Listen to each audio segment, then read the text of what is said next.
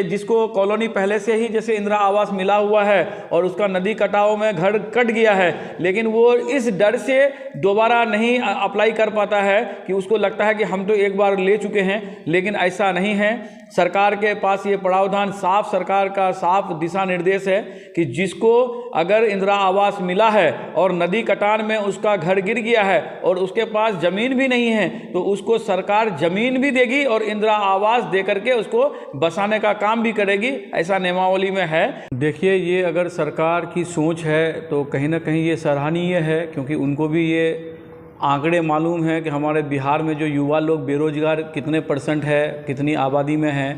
तो जाहिर सी बात है कि उन बेरोजगारों को किसी तरह का सरकारी मदद देना ये कहीं ना कहीं सराहनीय कदम है उनका। अब देखते हैं कि वो कितना कारगर साबित होता है और किस तरह के लोगों को फ़ायदा उससे पहुंचता है। वाकई में जो लोग बेरोजगार हैं उनको फ़ायदा पहुंचता है, या जो बड़ा कारोबारी पहले से है उन्हीं को वो 2 लाख का फ़ायदा पहुंचता है। तो कहीं ना कहीं ये चिंता का विषय सिर्फ इसलिए हम आज सवाल कर रहे हैं सरकार से, क्योंकि ये अब तक योजना लाते तो हैं लेकिन उस पर अमल कहीं ना कहीं सही तरीके से नहीं हो पाता है। और अगर ये सरकार की सोच है इस तरह की कि युवाओं को कुछ रोज़गार देंगे, उसके लिए सरकार उसको 2 लाख रुपए की मदद करेगी, तो ये कहीं ना कहीं बहुत अच्छा तो है। लेकिन वही है, मैं फिर इस बात को दोहरा रहा हूँ कि बात कहीं ना कहीं जो है उस काम को अंजाम देने तक की बात है कि वो सही तरीके से अंजाम उस काम को दिया जा पाएगा या नहीं पाएगा। उसमें सही तरीके से जो लोग वाकई में बेरोजगार हैं उनको मदद पहुंचता है, या जो लोग पहले से कारोबारी हैं उनको मदद पहुंच रहा है, ये कहीं ना कहीं सिर्फ चिंता का विषय है। लेकिन कहीं ना कहीं नीतीश कुमार का ये डिसीजन, ये फैसला 94 लाख गरीब परिवारों को जो रोज़गार के रोज़गार करने के लिए जो सरकार मदद की राशि के तौर पर 2-2 लाख रुपए का जो सरकार ने निर्णय लिया है, ये कहीं ना कहीं सराहनीय कदम है और ये पूरे ईमानदारी से इसको लागू करने की ज़रूरत है। और जो सही लोग हैं, जो कैपेबल हैं, जिनको ज़रूरत है, जिनका कारोबार 2 लाख में हो पाएगा और ज़िंदगी बसर हो पाए, ऐसे लोगों को अगर दिया जाए सही तरीके से चयनित करके, तो कहीं ना कहीं इसमें आवाम को तो फ़ायदा होगा और आगे की जो उसकी ज़िंदगी है कुछ आसान होगी। आवास के लिए भी कहा गया है कि बहुत सारे लोगों के पास आवास नहीं है और बहुत सारे ऐसे भी परिवार हैं जिसके पास खुद की ज़मीन नहीं है, और ख़ासतौर पर सीमांचल में देखा जाए तो बहुत सारे लोगों की ज़मीनें कटकर, घर वगैरह कट के नदी में ख़त्म हो गया है। इसको लेके क्या कहें? देखिए, बिहार सरकार का जो है ये पहले से लगभग हमको लगता है कि ये सभी जगह ये सेंट्रल की स्कीम है कि जो लोग भी भूमिहीन हैं उनको जो सरकार बिहार की ज़मीन है वो देने का प्रावधान है। और रही बात हमारा, ख़ास तौर पे हम लोग सीमांचल इलाके से आते हैं और सीमांचल में लगभग हर साल नदी कटाव से लाखों घर अब तक हमको लगता है कि बह गया होगा, और हर साल कुछ ना कुछ हज़ारों की तादाद में नदी कटाव में घर विलीन हो ही रहा है। और सरकार का ये नियमावली है कि जिसका घर कटेगा उसको 95,000 रुपये करके मिलना है। लेकिन कहीं ना कहीं ये हम लोगों के साथ में, ख़ास करके सीमांचल वासियों के साथ में, चाहे वो हिंदू हो, मुसलमान हो, सिख हो, ईसाई हो, किसी भी धर्म से आता हो, उनके साथ नाइंसाफ़ी का शिकार हमेशा होता आ रहा है, क्योंकि उनका घर कटने के बावजूद उनको मुआवजा नहीं मिलता है। और रही बात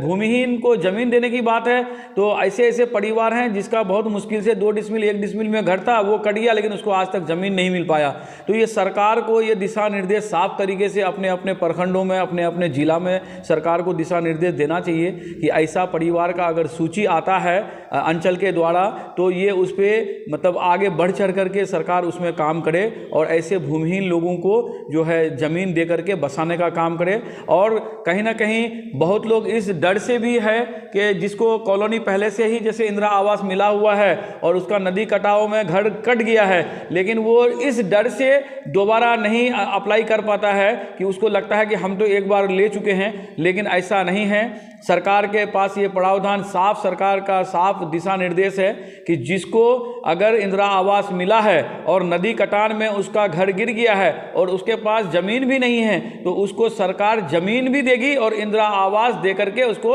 बसाने का काम भी करेगी, ऐसा नियमावली में है। और जिसको अगर जानकारी नहीं है तो मैं अपने द्वारा और आपके सोशल मीडिया के माध्यम से, आपके चैनल के द्वारा मैं लोगों को ये बताना चाहूँगा कि आप लोगों के पास अगर ज़मीन नहीं है और आप लोगों का अगर मकान कट गया है, आप सीओ में आवेदन दे करके आप ज़मीन भी ले सकते हैं। और मकान का अगर आपका इंदिरा आवास मिला था और आपका नदी कटाव में अगर मकान कट गया है तो आपको पुनः यानी कि दोबारा इंदिरा आवास भी मिलेगा। इसमें घबराने की बात नहीं है। अगर किसी तरह की कोई दिक्कत या परेशानी आ रही है तो आप आकर के अंचल अधिकारी से मिल सकते हैं। अपने इलाके के, अपने पंचायत के मुखिया, सरपंच और जो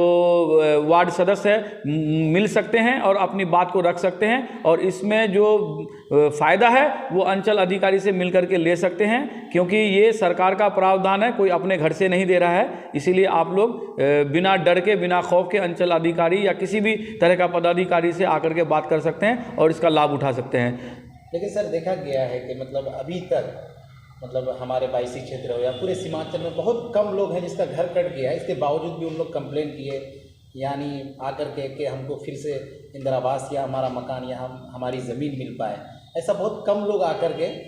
दर्ज कराए हैं, आवेदन दर्ज कराए। नहीं, ये कहीं ना कहीं मैं आपके चैनल के माध्यम से बताना चाहूँगा कि लोगों में ये कहीं ना कहीं एक डर है कि हमको पहले से इंदिरा आवास मिला था तो अभी नहीं मिलेगा, चाहे नदी में मकान मेरा कट भी गया हो, बह भी गया हो फिर भी। लेकिन मैं अभी आपके चैनल के माध्यम से मैं जनता को ये बताना चाहता हूँ कि अगर आपको इंदिरा आवास मिला था और आपका अगर नदी कटाव में मकान कट गया है तो आपको सरकार ज़मीन भी देगी और इंदिरा आवास का दोबारा पैसा भी जो देगा, जो अभी